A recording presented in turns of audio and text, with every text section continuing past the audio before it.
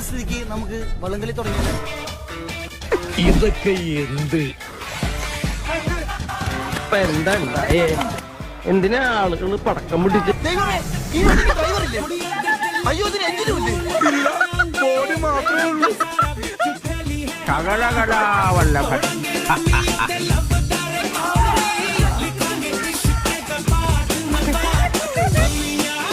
അതെ, എന്താ ഇവിടെ കിടക്കണേ?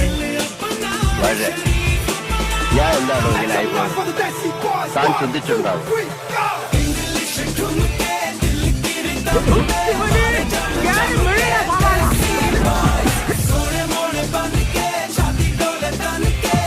ഞങ്ങള് പഴയ ഫ്രണ്ട്സാ. ഉറക്കം വന്നോണ്ട് തോളിലിട്ടതാ.